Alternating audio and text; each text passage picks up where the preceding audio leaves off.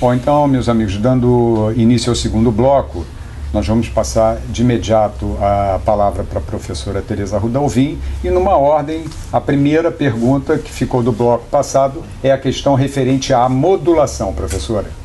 Qual é a sua opinião? Então, eu acho a modulação uma figura, assim, extremamente afeiçoada ao direito dos nossos tempos, ao direito do século XXI.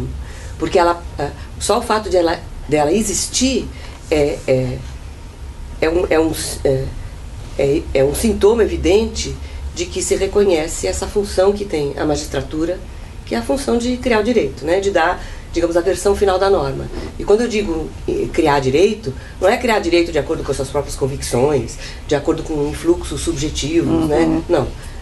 Realmente ser ator do desenvolvimento do direito, né? Até através do simples ato de interpretar a norma, né?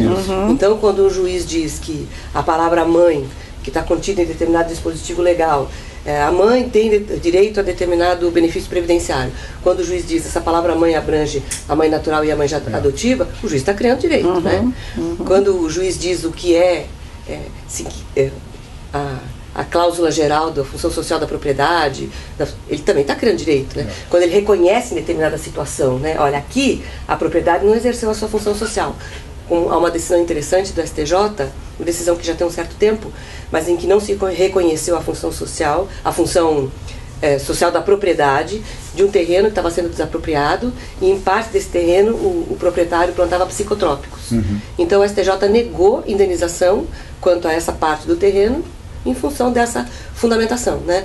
Então, isso é criar direito. Quer dizer, depois aparece um outro precedente em que o fulano tem trabalho escravo, né? O precedente tem que ser aplicado, né? A própria ideia de se reconhecer na decisão judicial um precedente implica o reconhecimento da função de criadora do direito do juiz, né? E isso está no Código, né? A lei brasileira reconhece que o juiz cria direito, porque o 9489 diz que o juiz que basear a sua decisão num precedente e tal. O próprio 966, né, diz que a decisão baseada num precedente que não se aplicava àquele caso é rescindível, etc. Né? Então, hoje isso está abertamente reconhecido. Por que o juiz cria direito? É que se tem que evitar o efeito surpresa, né? É porque tem que haver normas de direito intertemporal com relação aos efeitos, entre aspas, da decisão judicial. Por isso, 927, parágrafo 3º, para evitar a surpresa. Isso, para princípio da anterioridade da norma. Eu tenho que primeiro conhecer a norma para depois eu saber como vou me comportar. Então, na verdade, a modulação é uma porta aberta, né? Ela pode ser feita de diversas formas. Né? Ela tem sido feita, infelizmente, e se tem reconhecido na modulação a única função de evitar ação rescisória. Quando me parece que isso é uma visão realmente extremamente deturpada e apequenada desse instituto. Esse instituto tem a potencialidade para gerar situações extremamente justas, né? Então, por exemplo, nossa, agora já estou pensando na súmula 343, mas é isso, né? A súmula 343 diz: não cabe rescisória quando à época da prolação da decisão havia discussão a respeito do verdadeiro sentido da norma. Então, ainda que depois a jurisprudência venha se pacificar, a rescisória não deve ser admitida. Bom, os próprios tribunais superiores sabem que essa súmula, no fundo, é uma súmula malandra, né? É uma súmula que se consubstancia efetivamente em jurisprudência defensiva. Tanto é que nunca se aplicou essa súmula em matéria constitucional, né? Como se os próprios tribunais dissessem: não, nós podemos brincar com a lei, mas não com a Constituição. Por quê? Porque, na verdade, o fato de, como eu disse para vocês bem no comecinho, na minha opinião, o fato de caber rescisória prestigia o princípio da isonomia. Tá? Então, eu fui prejudicada por uma decisão X, disse que a decisão estava errada, que era inconstitucional a lei, ou que, enfim, que a posição adotada não devia ser aquela. Logo depois a jurisprudência se pacificou, né? Então eu quero usufruir daquela posição pacificada, porque eu sempre disse que ela estava correta. Então eu acho que a rescisória, ser cabível nesse caso, abre portas para que seja concretizado de uma maneira efetiva o princípio da isonomia. Por outro lado, há casos em que a rescisória não pode mesmo caber. E aí tem que haver modulação, e aí não se aplica a súmula 343, eu vou explicar por quê, na minha opinião, né? Então, fulano não recolheu determinado tributo, obedecendo o direito do momento, que é, não a lei, mas a lei interpretada pelos tribunais à luz da doutrina, né? Certo. Porque o direito é isso, né? O direito não é a lei. O direito é um fenômeno que se apoia num tripé. Eu vejo um banquinho. Lei, doutrina e jurisprudência. O direito é o que está aqui em cima.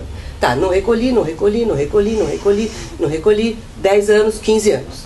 Aí, de repente, alguém no Supremo diz, não, eu acho que o tributo incide sim naquela situação. Né? E aí o fisco começa a cobrar. O fisco começa a cobrar. O fisco começa a cobrar. O meu caso vai parar no STF ou no STJ, né? Dependendo do fundamento, né? E o que eu teria direito, na verdade? Eu teria direito a dizer o seguinte, pela modulação, que deveria ter sido feita pelo tribunal no momento em que ele mudou de opinião. Eu quero ser julgado em função dos padrões decisórios que havia no momento em que eu agi, no momento da minha conduta, e não com a mudada de posição, porque, na verdade, eles estão usando a modulação como se fosse a súmula 343, só para impedir rescisória. Então tá, tinha uma posição antiga, a causa 1 foi decidida assim, a 2 foi decidida assim e a 3 transitou em julgado. Agora nós mudamos, só a partir de agora, tá? Então não venham com rescisória. Sim. Ótimo. A modulação serve para isso. Sim. Porque a modulação não tem aquele fundamento espúrio, Sim, que é praticamente prestigiar o acaso. Se por acaso ainda estava discutindo, nem vem que você não tem direito, né? Não, esse não é um fundamento jurídico.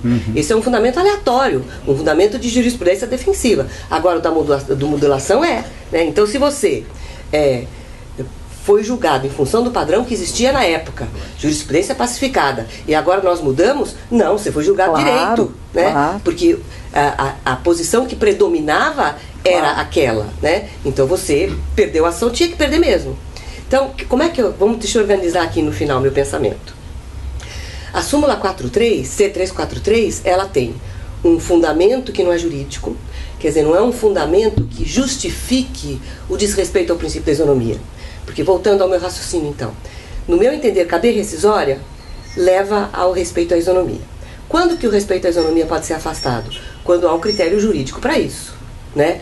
Um critério racional e jurídico. Então, por exemplo, eu posso dizer que há vagas nas universidades para os negros, porque há um critério jurídico para eu quebrar a isonomia. Mas eu não posso dizer que há um clube em que os negros não entram, porque não há critério jurídico para quebrar a isonomia. Por isso é que eu acho que a súmula 343, como a tal súmula 400, que foi já enterrada, né? A gente corrige a interpretação quando está muito errada. Mas quando está razoável, mais ou menos assim, né? São súmulas primas irmãs. Aliás, o Eduardo Ribeiro dizia isso. Saudoso ministro Eduardo Ribeiro. São súmulas que substancialmente são idênticas, né?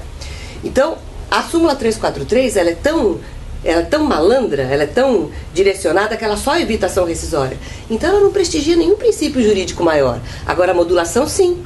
E como que ela tem que ser aplicada? Ela tem que ser aplicada não só para evitar rescisória, mas também para dizer, olha, você não tem ação nenhuma, não teve trânsito em julgado, mas você não recolheu o tributo. Agora o fisco está atrás de você, né?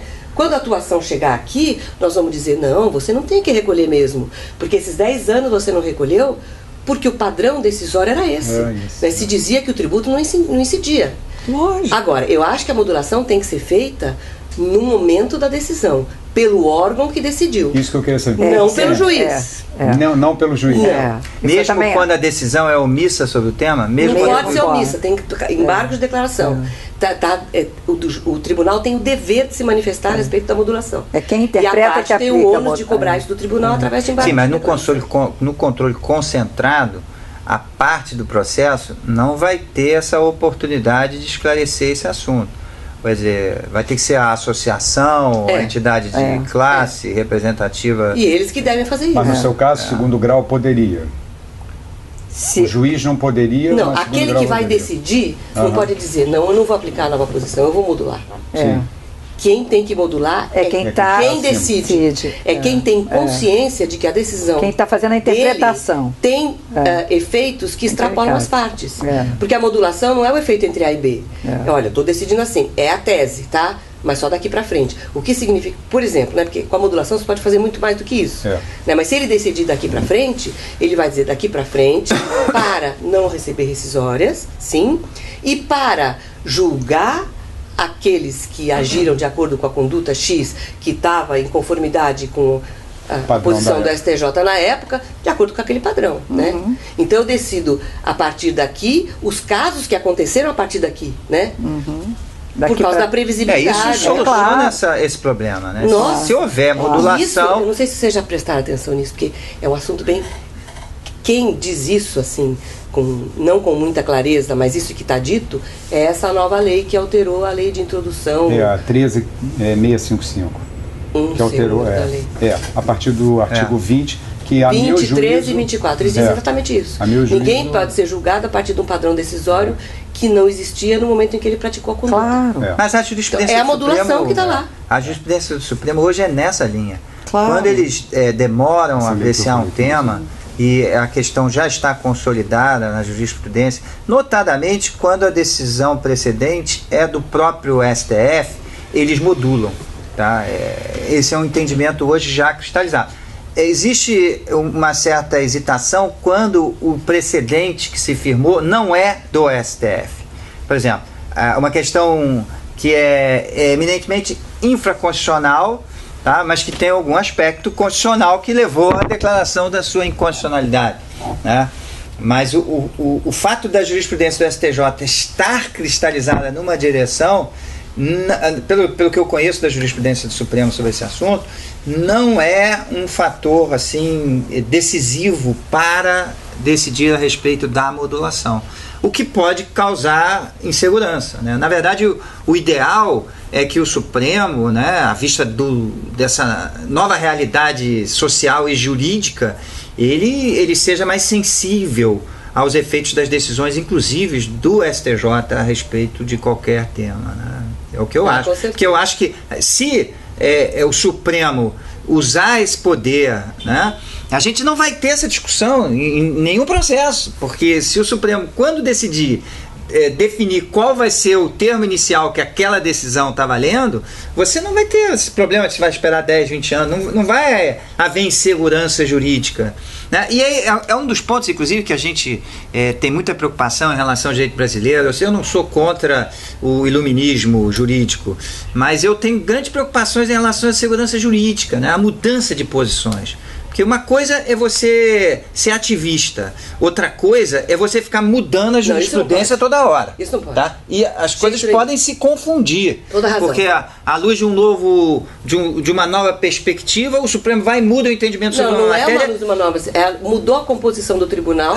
Mudou um ministro. Então, na verdade, os tribunais superiores, como você disse com toda razão, eles têm que fazer eles têm que dar sentido à expressão que eles sempre usam, a jurisprudência desta casa. Esta casa não tem jurisprudência. É o princípio. A jurisprudência do ministro fulano, do ministro... É o princípio. 11 jurisprudências distintas. Então eles têm que, primeiro, ver com bons olhos os tais embargos de divergência, né? Que são um recurso que legitima o tribunal. Se o tribunal existe para dar a última palavra a respeito do direito federal, o STJ e a respeito da Constituição, o STF, eles têm que dar uma única palavra, não várias, né? E aí é uma crítica que a gente tem que fazer ao STJ, infelizmente. Sim, né? E ao STF também. Mas ao STF também. E ao STF também. Mas é que eles julgam muito mais coisas. Agora, eu tenho certeza, o STJ tem excelentes ministros, né? Sem dúvida. Eu tenho certeza que isso acaba acontecendo por causa do excesso de trabalho deles, do excesso de recursos. Eles mesmos não conhecerem a jurisprudência deles. Alucinados, atordoados. Né? Não dão conta de acompanhar. E às vezes eles acabam julgando temas relevantes apressadamente, em função da demanda, de eficiência do judiciário, né? E isso tem consequências graves, porque é muito pior você ficar mudando de opinião do que você demorar a decidir. É claro. Tá? Claro. O amadurecimento das questões é uma coisa que tem que ser levada em consideração. Tudo tem seu tempo. E aí, o ministro novo, o Tribunal tem jurisprudência consolidada, se ele for patriota, quer dizer, se ele tiver noção da relevância da função do judiciário, ele não muda. E do STJ. Não é a relevância da função dele como juiz. Eu quero fazer prevalecer a minha opinião. Não é isso. Não é a importância dele. É a importância do judiciário na criação do direito. Se o judiciário cria direito, ele não pode criar o direito hoje ou amanhã. Né? Então, eu sempre digo em palestra que eu dou para meninada, né, pessoal mais novo, pessoal que está na graduação, terminando a graduação, que se autoriza a jurisprudência a se alterar, né? Se autoriza o juiz a alterar o juiz no sentido lato, né?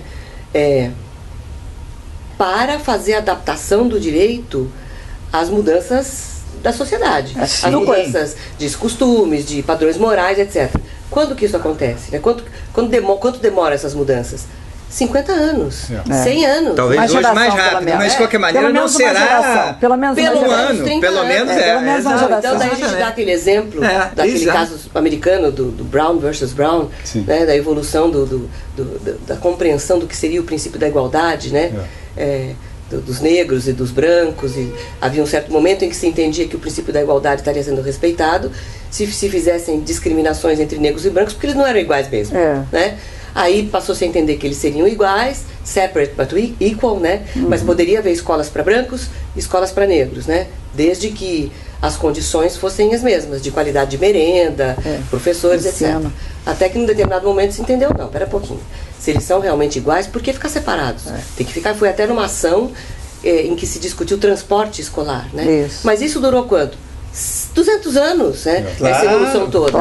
Aqui não, aqui tem uma jurisprudência numa semana e dali a um mês muda. E dali a outro mês alguém afeta e fala, vamos mudar. A gente está vendo isso acontecer com muita... Com recurso repetitivo. E aqui o 926 o Código não se descuidou disso, né? Pois é. Quando fala os tribunais devem uniformizar a sua jurisprudência e mantê-la estável, é isso. Íntegra e coerente. Isso gera o quê? Segurança jurídica, previsibilidade, isso atrai investimento.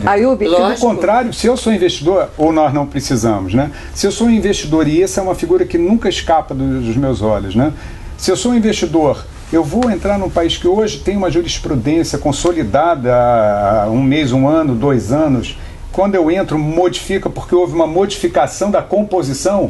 Então essa figura que a senhora usou de patriota, eu acho que é o 926. É exatamente isso aí. Você tem que abrir mão da tua convicção pessoal e falar, eu vou entrar num tribunal, vou ser um ministro novo, a jurisprudência está pacificada nesse ponto, eu não vou mudar. Professora, por mais que eu não concorde. A decisão não é do magistrado individual, é uma decisão do colegiado. É do colegiado. Então é isso que tem que ser entendido. E para atender os interesses da sociedade. Não, é isso aí. Eu digo também para os meus alunos, olha... Se você quer decidir sozinho, continue juiz.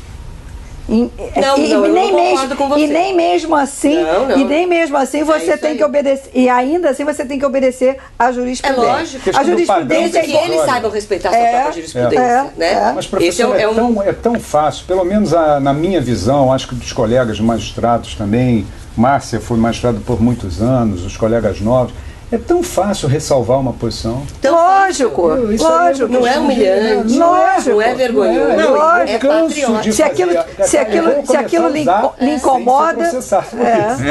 Mas eu uso a todo instante, ressalvando a posição. Que eu acho a postura mais adequada. Porque, na verdade, essa mutabilidade da jurisprudência desprestigia o próprio tribunal. Então, eu tenho vários amigos magistrados que a gente discute, eu cito, mas tem um precedente do STJ. Ele falou assim, eu não me guio. Na minha opinião. O STJ hoje está decidindo aqui, daqui a pouco está decidindo ali. Mas então eu erro de base, tá certo?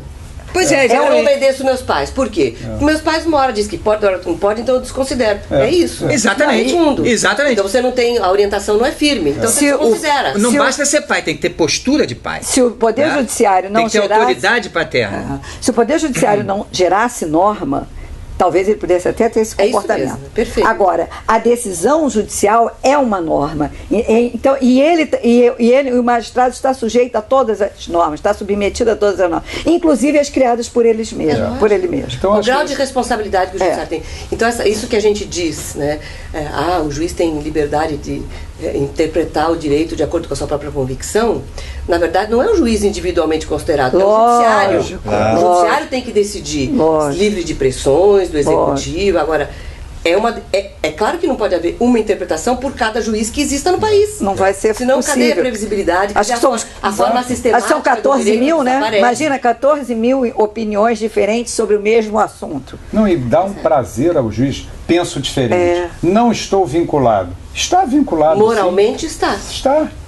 E hoje, eu repito, o 926 traduz essa figura que eu vou usar nos meus votos. Ele tem que ser patriota. Mas eu concordo com você. Todo esse sistema de precedentes proposto pelo Código, e eu digo proposto, eu uso de propósito essa palavra, porque é proposto. Nada disso vai dar certo.